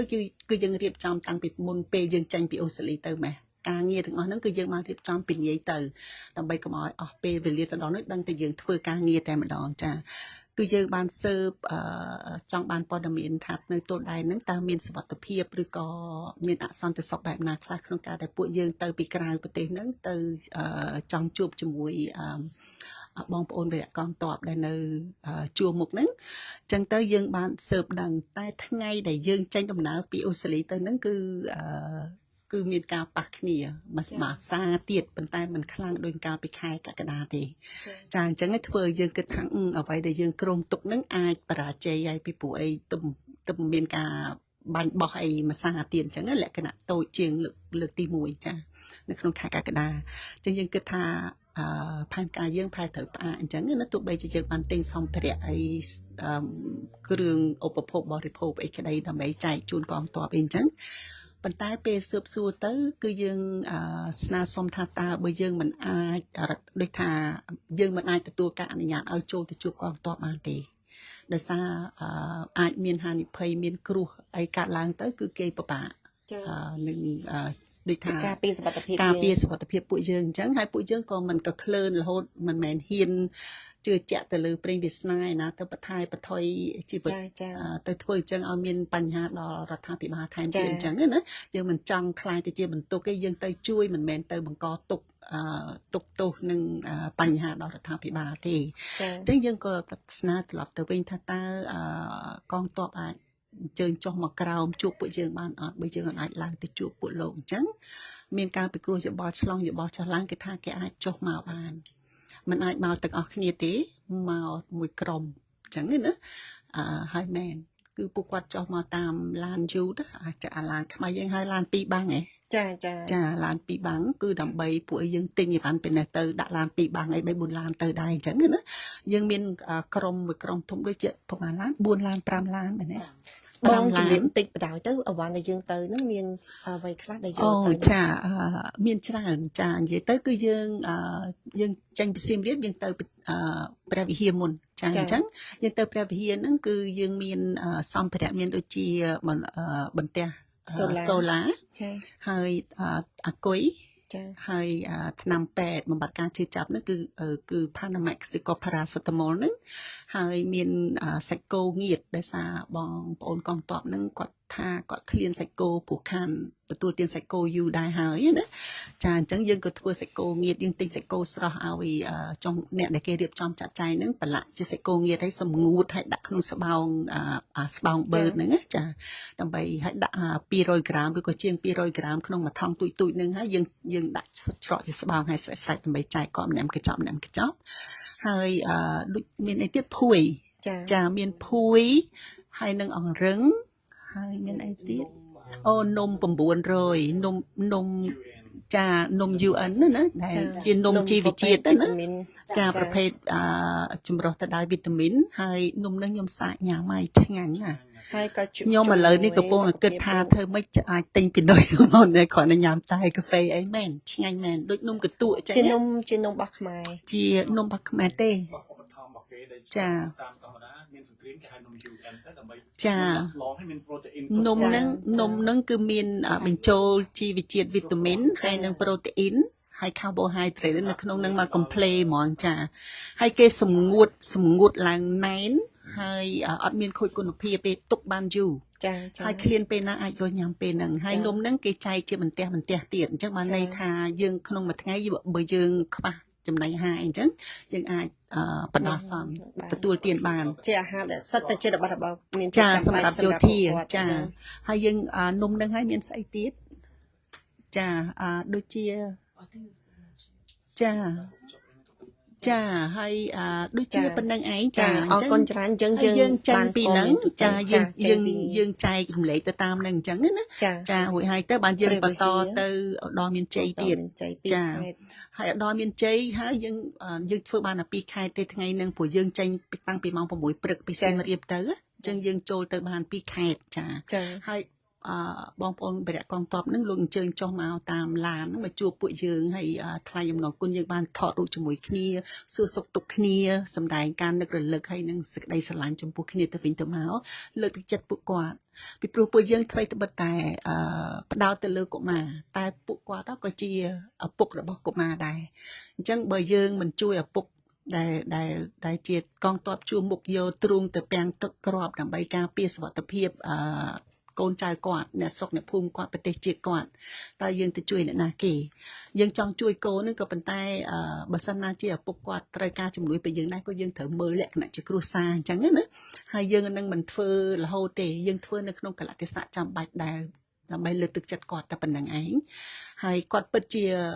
មានសេចក្តីរំភើបមែនទឹកមុខគាត់អ្វីដែលគាត់សម្ដែងចេញមកណាគឺគាត់រំភើបដែលឃើញអ្នកនៅស្រុកក្រៅយកចិត្តទុកដាក់ជាមួយគាត់ថាខ្មែរយើងមិនដូចថាទោះជាទៅដល់ទីណាយើងនៅចេះស្រឡាញ់គ្នានៅគិតពីគ្នាអញ្ចឹងណាចាបើហើយទៅអញ្ចឹងយើងត្រឡប់មកគេងនៅសៀមរាបវិញដែលសារយើងជឿថាបើយើងនៅក្បែរសៀមរាបហើយจะមានសុវត្ថិភាពជាងមានរឿងអីយើងអាចបណ្ដោះខ្លួនចេញបានអញ្ចឹងណាចារួចហើយដល់ពេលស្អែកបន្ទាប់ថ្ងៃទី29ហ្នឹងយើងចេញដំណើរទៅពីព្រឹកទៀតយើងទៅបន្ទាយមានជ័យចាយើងទៅបន្ទាយមានជ័យឃុំអូ3ជាន់ហ្នឹងគឺយើងបានពេលហ្នឹងក៏យើងជួបបញ្ហាដូចគ្នាគឺកងទ័ពមិនអាច ចេញមកជួបយើងបានទេតែយើងដូរវិធានការគឺយើងទិញបាយកញ្ចប់ដាក់ជាប្រអប់នៅក្នុងហ្នឹងមានត្រីដូចថាមានសាច់មាន់សាច់គោហើយនិងសាច់ជ្រូកនៅក្នុងបាយកញ្ចប់ហ្នឹងណាចាហើយមានត្រីងៀតមានអីអញ្ចឹងជាកញ្ចប់ដាក់ទៅយើងយកចេញពីហាងទាំងព្រឹកនឹងហ្មងដាក់ជាកញ្ចប់ដាក់ក្នុងឡានពេញហ្មងដាក់ក្នុងប្រអប់រៀងខ្លួនអញ្ចឹងយកទៅជូនវរៈកងទ័ពនៅឃុំអូបេចនដែលមានភូមិជោគជ័យហើយនិងភូមិព្រៃច័ន្ទណាចានៅពេលហ្នឹងបានយើងដឹងថាយើងបានទៅដល់កន្លែងហ្នឹងទៅឈរនៅទីតាំងហ្នឹងតែម្ដងចាម្ល៉េះហើយទៅយើងមានអារម្មណ៍ក្តុកក្តួលដែលយើងបានទៅដល់ទីតាំងផ្ទាល់នៅហ្នឹងតែយើងមិនអាចនៅយូរបានទេដោយសារ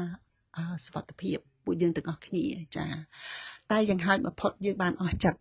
ដល់ថ្លើមដែលយើងបានទៅឃើញទស្សនវិជ្ជាជាក់ស្ដែងផ្ទាល់ភ្នែកបានផ្ដិតយករូបភាពបានថតនៅកន្លែងដូចថាច្រកចូលឧបមាថានេះជាប្រាសាទតាកបីប្រាសាទតាមន់អីអញ្ចឹងច្រកមាត់ទ្វារដែលមានផ្លាកសញ្ញាអីអញ្ចឹងដែលថាជាទីតាំងក្តៅដែលយើងឮតាមទំព័រមានណាចាតែបានយើងបានទៅដល់យើងបានឃើញផ្ទាល់ភ្នែកហើយដល់ចៃដន្យពេលដែលទៅធ្វើដំណើរទៅអូបេជាន់ហ្នឹងក៏បានជួបវគ្គជាមួយលោកម្ចាស់ហាក់សៀងហៃដែលលោកនិមន្តទៅសម្ពោធសាលាសម្ពោធអណ្ដូងជីកដងទឹកជូនប្រជាជននៅទីនោះប្រជាជនភាសាអីអញ្ចឹងណាចាហើយក៏បានរួមដំណើរជាមួយដំណើរជាមួយយើងគឺលោកម្ចាស់ច័ន្ទសុជនយើងបានចូលទៅថ្វាយគុំវត្តខ្ចាស់កណ្ដាលស្រះកណ្ដាលខ្ចាស់ហើយអញ្ចឹងក៏និមន្តព្រះអង្គទៅធ្វើដំណើរជាមួយពួកយើងទៅដល់អូបេជាន់នឹងដែរចាហេតុតែបច្ច័យគ្រប់ព្រះអង្គក៏អូខេជាមួយពួកយើងហើយយើងមានអារម្មណ៍កក់ក្ដៅមានអារម្មណ៍កក់ក្ដៅបានព្រះអង្គរួមដំណើរជាមួយពួកយើងដែរអញ្ចឹងណាចាម្ល៉េះហើយទៅបានន័យថាបច្ច័យគ្រប់ដែរទេបើសិនណាជាព្រះអង្គមុនចេញទៅក្រៅក៏អត់បានរួមដំណើរដែរហើយចៃដន្យអ្វីហេតុតែធ្វើបន់ជាមួយគ្នាពេលយើងធ្វើដំណើរទៅទិសខាងហ្នឹងស្រាប់តែលោកម្ចាស់ហាក់សៀងហៃក៏មានវត្តមាននៅទីនោះស្រាប់អញ្ចឹងក៏ជួបគ្នាថានៅកន្លែងហ្នឹងទៅបានឈប់ឡានឈប់អីកណ្ដាលផ្លូវដូចថាសប្បាយចិត្តរំភើបចាហ្នឹងហើយអ្នកស្រីប្រធានមានអីជួយបន្ថែមបន្ថយព្រោះរួមដំណើរជាមួយខ្ញុំដែរហ្នឹងកុំចាថាអញ្ចឹងបើចាទៅយើងញ៉ាំចប់អញ្ចឹងអត់ទេគាត់ចង់បន្ថែមថាពេលយើងធ្វើដំណើរពីដល់ព្រះវិហារដល់មានជ័យមកវិញបងចូលមកខេត្តសៀមរាបវិញយើងពេលហ្នឹងមួយថ្ងៃផងល្ងាចហ្នឹងយើងអត់មានពេលញ៉ាំអីទេព្រោះអីដល់ពេលម៉ោង5ល្ងាចព្រោះអីយើងអាចឈប់នៅតាមផ្លូវរហូតបានទេតែពេលម៉ោង5ជាងបានម្នាក់ហេមែនតើណាបើអត់បានញ៉ាំអីប្រហែលទៅបានមកឆ្ងាយពីកន្លែងទីតាំងកន្លែងដែលយើងចែកអីហ្នឹងហើយបានយើងឈប់នៅមាត់ផ្លូវក្រាលកាទេលបាយកញ្ចប់ដែលយើងមានសម្រាប់20កញ្ចប់សម្រាប់អ្នករួមដំណើរជាមួយយើងហ្នឹងក្រាលកាទេលនៅមាត់ផ្លូវញ៉ាំបាយចាដល់ពេលហ្នឹងហើយយើងញ៉ាំលឿនហើយយើងត្រូវធ្វើដំណើរទៅមុខទៀតធ្វើដំណើរមិនតាន់ដល់ខេត្តសៀមរាបផងភ្លៀងមហាភ្លៀងហ្មងគឺភ្លៀងខ្លាំងមែនតើមើលផ្លូវអរគុណចំពោះតកងឡានយើងដែរងើគាត់តាមបាទយឺតបងស្ដាតែកំទៅលឿនពេកកំទៅលឿនឯងត្រូវឈប់ក៏ឈប់ទៅគាត់ថាអីឯងបងទៅមុខបានហើយយើងចេះធ្វើដំណើររលូនទិញទៅមុខទៅកំតែភ្លៀងយើងចូលមកដល់ខេត្តសៀមរាបនៅតែភ្លៀងចានឹងជាការពិសោធន៍មួយដែរយើងត្រូវតែធ្វើអ្វីដែលយើងត្រូវតែធ្វើដើម្បីយើងមកដល់សៀមរាបដែលមានសុខភាពចាហើយបើមិនធ្វើដូចមិនអស់ចិត្តចាក៏ប៉ុន្តែនេះជាការពិសោធន៍មួយដែរចំពោះរូបខ្ញុំក្នុងការធ្វើដំណើរគឺអត់យកមានពេលសម្រាប់គេអត់មានពេលសម្រាប់ទេចុះទៅដល់ការងារគឺរហូតតាំងពីថ្ងៃទី27ដល់ថ្ងៃទី27តែ9ទៅដល់ថ្ងៃទី6ដែលខ្ញុំត្រឡប់មកវិញព្រោះអីត្រឡប់ចេញពីសុំបន្តទៅសម្ពោធសាលាវិញថ្ងៃសម្ពោធសាលាហើយថ្ងៃទី3ថ្ងៃទីសែមក៏ត្រូវត្រឡប់មកភ្នំពេញវិញព្រោះក៏មានកម្មវិធីត្រូវធ្វើថ្ងៃទីយប់ថ្ងៃទី5ហើយទៅពួកយើងត្រឡប់វិញថ្ងៃទី4សែមមកវិញថ្ងៃទី3យប់ថ្ងៃទី5យើងរៀបចំដេត្រីស្មោសថ្ងៃទី6ខ្ញុំត្រឡប់មកវិញហើយទៅគឺថាហត់មកដល់នេះសុំសម្រាប់សុំឈឺសិនចាក៏ប៉ុន្តែការងារទាំងអស់នេះពួកយើង ខ្ញុំថា busy ក៏ប៉ុន្តែចា busy ក៏ប៉ុន្តែ rewarding ចាភ្លេចកម្មាអង្គរបងនាងចូល ចាចានិយាយទៅការងារធ្វើច្រើនពេកភ្លេចបងប្អូនតាមពិតនៅថ្ងៃពេលដែលយើងថ្ងៃដែលយើងទៅដល់ហ្នឹងណាថ្ងៃទី27ទៅដល់សៀមរាបហ្នឹងគឺយើងឆ្លៀតទៅជួបមន្ទីរពេទ្យកម្មាអង្គរទៀតបានន័យថាអត់មានដកដង្ហើមចោលទេបងប្អូនមានតែដាច់បាយពេលទៅព្រះវិហារហើយនឹងឧត្តរមានជ័យយើងដាច់បាយពេលថ្ងៃត្រង់ប៉ាត់ហ្មងហើយល្ងាចម៉ោង5ហ្នឹងគឺបានន័យថាសរុបថ្ងៃត្រង់ហើយនៅល្ងាចហ្នឹងគឺញ៉ាំនៅមាត់ផ្លូវទៀតហើយបាយហ្នឹងសំទោសព្រោះបាយវិចតាំងពីម៉ោង6ព្រឹកហ៎ចឹងវាទៅដល់ម៉ោង5ហ្នឹងរៀងតិចដែរហើយប៉ុន្តែមហាឆ្ងាញ់បងប្អូន ជាពិសេសអត់មានអីទេត្រីងៀតហ្នឹងហើយត្រីងៀតហើយនឹងត្រីប្រឡាក់ជាមួយជ្រក់ឆ្ងាញ់ណាស់បងប្អូនតែបើសិនណាជាដាច់ពោះម្ដងអញ្ចឹងបានដឹងថាបាយឆ្ងាញ់នឹងឆ្ងាញ់ប៉ុណ្ណាណាចាអញ្ចឹងត្រឡប់មកវិញយើងឆ្លៀតចូលទៅជួបមន្ទីរពេទ្យអង្គរហើយនៅពេលដែលយើងទៅមន្ទីរពេទ្យអង្គរនឹងបានអនិច្ចាមែនតែនបានឃើញស្ថានភាពគឺថាកូនក្មេងច្រើនមែនតែនហៀតម្រង់ជួហៀមកដល់មាត់ទ្វារឪពុកម្ដាយនៅទីនឹងរួមគ្នាយើងកាន់តែនឹកក្នុងចិត្តថាបើសិនណាជាកុមាររបស់យើងច្រើនសន្ធឹកសន្ធាប់ចូលមកមន្ទីរពេទ្យអញ្ចឹងហើយសុខភាពគាត់មិនរឹងប៉ឹងទោះបីជាយើងសង់សាលា10 20ទៀតក៏មិនបានជោគជ័យដែរបើសិនណាជាអនាគតទំពាំងស្នងរិស័យហ្នឹងគាត់ទុនជ្រាយអន់សុខភាពថមថយសុខភាពតាំងពីកុមារភាពអញ្ចឹងហើយប្រាជ្ញាបាធិគាត់ស្មារតីគាត់ក្នុងការសិក្សារៀនសូត្រក៏ត្រូវតែអន់ថយទៅតាមសុខភាពដែលមានជំងឺអញ្ចឹងណាយើងតែងតែគិតអញ្ចឹងមកហើយទៅយើងដាក់ចិត្តថាយើងនឹងរួមចំណែកមួយដោយថាថវិកាដែលយើងរកបានត្រូវតែបែងចែកទៅជួយឧបត្ថម្ភទីពេទ្យកម្មាអង្គរដែលមើលអ្នកជំងឺជាកុមារតូចៗហ្នឹងដែលអត់មានគិតថវិកាថែមទាំងផ្ដល់ទីស្នាក់អាស្រ័យដល់មាតាបិតាដែលមកពីខេត្តមកពីស្រុកឆ្ងាយមិនអាចចេញចូលបានដូចយើងនៅនេះទេគឺគាត់នឹងមកមើលថែកូនគាត់ឲ្យផ្ដល់ជាក្រានបាយម្ហូបអីទាំងអស់មាននៅក្នុងទូទឹកកកដើម្បីគាត់ចំអិនម្ហូបទទួលទានខ្លួនឯងរួមទាំងមានការបញ្យល់ណែនាំពីបុគ្គលិកមន្ត្រីសុខាភិបាលនៅក្នុងពេទ្យបញ្យល់ប្រាប់គាត់ថាអាហារបែបណាដែលជាអាហារបំពន់ហើយអាហារបែបណាដែលញ៉ាំទៅជួយដល់សុខភាពដល់ឪពុកម្ដាយមាតាបិតាទាំងអស់នឹងទៀតអញ្ចឹងបើនិយាយពីសេវាកម្មដែលផ្ដល់ដោយមន្ទីរពេទ្យកម្មាអង្គរនឹងគឺល្អណាស់ល្អមែនតើចាបានន័យថាឆ្លៀតឱកាសដែលឪពុកម្ដាយអង្គុយនៅនឹងមើលថែកូនហើយនឹងចំអិនម្ហូបអាហារខ្លួនឯងហ្នឹងគឺគេផ្ដល់គេហៅថា education classes សម្រាប់ឪពុកម្ដាយគឺផ្ដល់នៅវគ្គសិក្សាខ្លីៗទាក់ទងពីសុខភាពនិងការថែទាំសុខភាពតាមរយៈការចំអិនម្ហូបអាហារនិងការប្រើប្រាស់ម្ហូបអាហារទាំងអស់ដែលមានជីវជាតិនិងម្ហូបអាហារខ្លះដែលយើងគួរជៀសវាងពីព្រោះវាអត់មានអំណោយផលដល់សុខភាពទេជាពិសេសគឺក្មេងៗតែម្ដងចាអញ្ចឹងយើងក៏បានយកថវិកាមួយចំនួនទៅបរិច្ចាគដូចជា$5,000អូស្ត្រាលីយកទៅបរិច្ចាគនៅមន្ទីរពេទ្យ$5,000អូស្ត្រាលីពីមូលនិធិសង្គ្រោះកុមារកម្ពុជាមិនមែនពីខ្ញុំទេយកទៅបរិច្ចាគជូនមន្ទីរពេទ្យកម្មាអង្គរផងដែរហើយនឹងថវិកាមួយចំនួនផ្សេងទៀតពីបងប្អូនយើងមួយចំនួនដែលបរិច្ចាគតាមរយៈខ្ញុំយកទៅឲ្យមន្ទីរពេទ្យកម្មាអង្គរផងដែរចា៎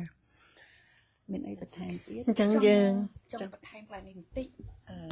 ចង់ឲ្យអ្នកបងសរួនបំភ្លឺកន្លែងនេះតិចថាពីព្រោះនេះសំណួរច្រើនដែលបងប្អូនយើងនៅនេះច្រើនសួរថាតើស្តង់ដារសាលាដែលយើងសាងសង់នឹងការរៀបចំបង្រៀនដោយស្តង់ដាររបៀបម៉េចស្តង់ដាររបៀបនៅអូស្ត្រាលីឬក៏រៀបស្តង់ដាររបៀបអ្នកនៅស្រុកខ្មែរអញ្ចឹងជួយបំផាញឲ្យកន្លែងហ្នឹងនៅក្នុងទីគាត់សំណួរសួរច្រើនយើងបញ្ជូនទៅរដ្ឋនេះកម្មវិធីរបស់រដ្ឋ ចាសាលាហ្នឹងគឺយើងបញ្ជូនតែផ្ទាំងសាលាគឺតែ building ទេគឺតែសាលាទេចាចំពោះការសិក្សារបៀបសិក្សានៅគឺរបៀបគាត់នៅតាមចានៅតាមខេត្តតាមក្រសួងគេចាប្រហែលជាខ្ញុំសូមឱកាសបញ្យល់បន្តិចបានន័យថាសាលានេះអាគារនេះគឺយើងបរិច្ចាគតាអាគារទេហើយចំណែកខាងផ្នែកសិក្សាធិការហ្នឹងគឺក្រសួងអប់រំត្រូវធ្វើតាម curriculum បានន័យថាកម្មវិធីសិក្សាចម្បងរបស់ក្រសួងអប់រំតែម្ដងបានន័យថាលោកគ្រូអ្នកគ្រូមន្ត្រី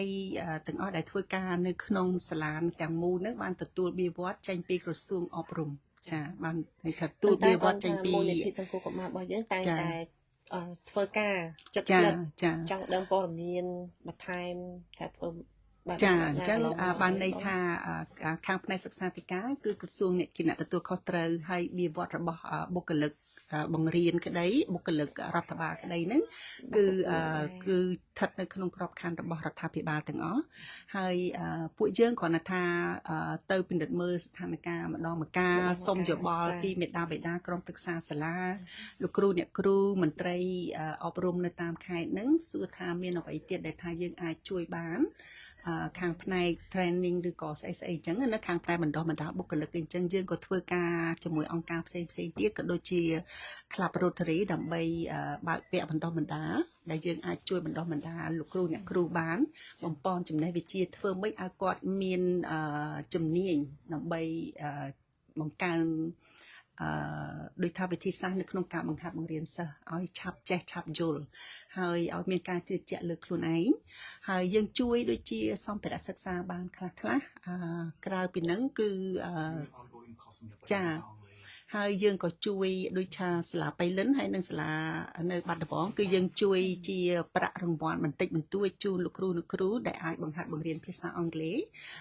គឺ very basic ភាសាអង់គ្លេសហ្នឹងគឺគ្រាន់តែថាត្រឹមតែថាថ្នាក់មូលដ្ឋានដើម្បីឲ្យពួកគាត់អាចពួកសិស្សានុសិស្សហ្នឹងគាត់អាចចាប់ផ្ដើមដែលគាត់ចង់រៀនភាសាអង់គ្លេសពីដំបូងណាចាគឺគាត់បានភាសានេះជាគ្រឹះជាយានឈានទៅរកដូចថាមេរៀនថ្នាក់បន្តទៀតអញ្ចឹងណាពីព្រោះភាសាអង់គ្លេសឥឡូវចង់គឺជាភាសាចម្បងទី1ភាសាអន្តរជាតិអញ្ចឹងបើសិនណាជាយើងចង់ឆែកមើលអ៊ីនធឺណិតយើងប្រើ Google អីគឺភាគច្រើនយើងអាចវាយជាខ្មែរបានប៉ុន្តែជួនកាលវាមាន limit វាមានព្រំដែនកំណត់ណាក្នុងការដែលយើងអាចស្វែងរកព័ត៌មានទិន្នន័យអីផ្សេងប៉ុន្តែបើយើងអាចវាយជាភាសាអង់គ្លេសគឺយើងដូចបើកទ្វារបណ្ណាល័យមួយដ៏ធំព្រោះអីនៅក្នុងហ្នឹងមានស្អីច្រើនមែនតើចាព័ត៌មានទិន្នន័យដែលសិស្សលោកត្រូវការដើម្បីបំពន់ចំណេះជំនាញរបស់គាត់នៅក្នុងការដែលគាត់ស្រាវជ្រាវវិធានបទអ្វីមួយចាសង្ឃឹមថាចម្លើយនេះគឺឆ្លើយតបទៅនឹងបងប្អូនយើងដែលលោកចង់ដឹងគឺយើងអត់មានទៅគ្រប់គ្រងលោកគ្រូអ្នកគ្រូទេគឺគាត់មានក្រសួងនៅមន្ទីរអប់រំតាមខេត្តដែលគាត់ដូចថាមើលការខុសត្រូវហើយយើងអត់មានទៅជ្រៀតជ្រែកនៅក្នុងហ្នឹងទេប៉ុន្តែយើងអាចស្នើសុំជាយោបល់ឬក៏បន្ថែមអីមួយអញ្ចឹងបានចា៎ពេលដែលយើងចង់ជួយយើង offer ទៅយើងស្នើជូនទៅតែបើក្រសួងយល់ថាមិនសមរម្យមិនអាចទទួលបានអានឹងយើងក៏ស្ដាប់តាមនឹងមូលហេតុតាមនឹងអញ្ចឹងទៅប៉ុន្តែភាគច្រើនអត់ដែលមានថាអ្វីដែលយើងស្នើនឹងគេបដិសេធផងចាពួកអីសំណើរបស់យើងនឹងឲ្យតែសមស្របហើយមើលទៅឃើញថាល្អចម្រើនដល់សាលាមិនត្រូវតែបដិសេធទេគឺពួកលោកពេញចិត្តនឹងធ្វើការជាមួយយើងសហការជាមួយយើងមកទល់ពេលនេះយើងមិនដែលជួបមានបញ្ហាអីដែលថាធ្វើឲ្យយើងខ្នាក់ខ្នាញ់ក្នុងចិត្តមិនចង់ទៅធ្វើការនៅនោះជាមួយពួកគាត់នោះទេអត់មានចា អញ្ចឹងយើងសំណេះសំណាល1ម៉ោងជាងដែរហើយអញ្ចឹងព័ត៌មានទាំងអស់នៃបេសកកម្មរបស់គណៈកម្មការនិងមូលនិធិសង្គ្រោះកម្ពុជាកម្ពុជាអូស្ត្រាលីនៅក្នុងឆ្នាំ2025ក៏បានជំរាបជូនបងប្អូនប្រិយមិត្តដែរបើសិនជាយើងមិនមានកម្រងអ្វីបន្តទៀតទេសម្រាប់ប្រហែលមួយខែកន្លះចុងក្រោយនេះតែបើសិនជាមានអ្វីដែលជាព័ត៌មាននិងកិច្ចការណាមួយនឹងជំរាបជូនបងប្អូនជាពិសេសគឺអ្នកដែលតែងតែជាម្ចាស់ជំនួយមកមូលនិធិសង្គ្រោះកម្ពុជាកម្ពុជាយើងនឹងជួបគ្នានៅក្នុងពេលអនាគតតាមកាលគួរចានៅពេលនេះយើងទាំងអស់គ្នាសូមជម្រាបលាហើយក៏សូម profit and loss ចាយើងមានព័ត៌មានតាមពិតទៅសម្រាប់ការបរិច្ចាគថវិកាជួយដល់រាត្រីសប្បុរសធម៌របស់យើងគឺកាឡារបស់យើងធ្វើនៅទីក្រុងភ្នំពេញនៅសន្តាគារហ៊ីម៉ាវ៉ារីហ្នឹងគឺឥឡូវហ្នឹងកើនថែម300ទៀតចាគឺមកពីសហការីមិត្តភ័ក្តិពី Rotary Club ដែលគាត់រួមចំណែកបរិច្ចាគម្នាក់100ថែមទៀតអញ្ចឹងនៅក្នុងហ្នឹងខ្ញុំថាតែ200ណាឥឡូវនេះឡើង100ទៀត300ចាអញ្ចឹងអានឹងដុល្លារអូស្ត្រាលីអញ្ចឹងសរុបទៅទាំងអស់ប្រហែលដែរសែមសរុបទៅបាត់ឡើងវិញអញ្ចឹងសួស្តីអ្នកគ្នាតាមពិតយើងប្រកាសលើកមុននោះជាតួលេខបណ្ដោះអាសន្នដែលខ្ញុំបានប្រកាសថ្ងៃយើង live លើកមុនចាឥឡូវនេះគឺយើងបានទទួលតួលេខច្បាស់លាស់មកដល់បច្ចុប្បន្ននេះគឺយើងទទួលបានសុប្រាក់ donation វិភាគទានគឺចំនួន$100,042.85 ជាលុយអាមេរិក នឹងលុយអូស្ត្រាលីគឺចំនួន$300និងលុយយូរ៉ូចំនួន$100ហើយទឹកប្រាក់សរុបទាំងអស់នេះមិនមែនចូលកប៉ាល់យើងទាំងអស់របស់មូលនិធិទាំងអស់ទេបានថាការមានការចំណាយទៅលើថ្ងៃរាត្រីទាំងគឺយើងមានការចំណាយច្រើនគួរសមដែរចំណាយទៅលើការហូបចុកនៅសន្តាគារនិងការព្រីនគឺយើងបរិច្ចាគទៅវិញខ្លះជាមួយនឹងមិត្តសិល្បករដែលស្ម័គ្រចិត្តហ្នឹងគឺយើងបានបរិច្ចាគមួយចំនួនអញ្ចឹងបានសរុបចំណាយរបស់យើងគឺ$6,027 $6,127 មួយសារទៀត$6,127 អញ្ចឹងយើងកាត់មកវិញមកគឺបានថាយើងបានចូលវិភាគទានក្នុងរបស់មូលនិធិអង្គការវិញយើងដកចំណាយចេញទៅគឺនៅសល់$3,915.85 សេនសម្រាប់លុយអាមេរិក$3,915.85 សេននិងលុយអូស្ត្រាលីគឺចំនួន$300ហើយលុយយូរ៉ូចំនួន100យូរ៉ូទៀតអញ្ចឹងគឺតួលេខមុនគឺចូលទៅក្នុងអង្គការរួចរាល់អស់ហើយគឺការបូកបែងចែកនេះគឺវាតម្លាភាពអត់មានទៅបោះសូម្បីតែចូលក្នុង account របស់ពួកខ្ញុំឬក៏បងមែនតែយើងដាក់លើតុបាក់បង្ហាញទាំងអស់គ្នាបានមើលឃើញការចំណូលចំណាយនេះគឺជាផុសតាងដែលគាត់នឹងឆែកតាមដាននៅរាល់សកម្មភាពចំណាយចំណូលដូចគ្នាអត់មានបាត់មួយសេនទេបើបូកលោកអ្នកមានបាត់គឺឈ្មោះនៅលើ Facebook page យើងអស់ហើយអញ្ចឹងណា ចាអញ្ចឹងយើងសរុបសេចក្តីយើងបញ្ចប់នៅក្នុងការផ្ដល់ជូននូវព័ត៌មានទៅកាន់បងប្អូនយើងទាំងអស់គ្នាដោយសារយើងមានព័ត៌មានច្រើនខ្ញុំសរុបខ្លីៗដំបូងយើងបានជជែកគ្នាអំពីសកម្មភាពនៃការសម្ពោធសាលានៅឯខេត្តក្រចេះហើយសកម្មភាពទី2របស់យើងគឺការចុះជួបនៅបងប្អូនរយៈកងទ័ពនៅតាមព្រំដែនហើយនិងសកម្មភាពទី3គឺការទៅទស្សនកិច្ចនំទីពេទ្យនិងយកថវិកាឧបត្ថម្ភពីខាងប្រទេសអូស្ត្រាលីយើងខ្លះនិងម្ចាស់ជំនួយនៅឯស្រុកខ្មែរមួយចំនួនហើយនឹងចុងក្រោយនេះគឺតកតងទៅនឹងព័ត៌មានចុងក្រោយនៃការចំណាយចំណូលនៅកម្មវិធីតន្ត្រីសប្បុរសធម៌ដែលជាសកម្មភាពទាំងស្រុងនៅក្នុងឆ្នាំ2025នៅចន្លោះខែ9និងខែ10ចានៅពេលនេះយើងទាំងអស់គ្នាសូមគោរពលាហើយសូមអរគុណម្ដងទៀតចំពោះការតែងតែចូលរួមឧបត្ថម្ភនិងគាំទ្រមូលនិធិសង្គ្រោះកុមារកម្ពុជាអូស្ត្រាលីចាសូមអរគុណសូមជម្រាបលា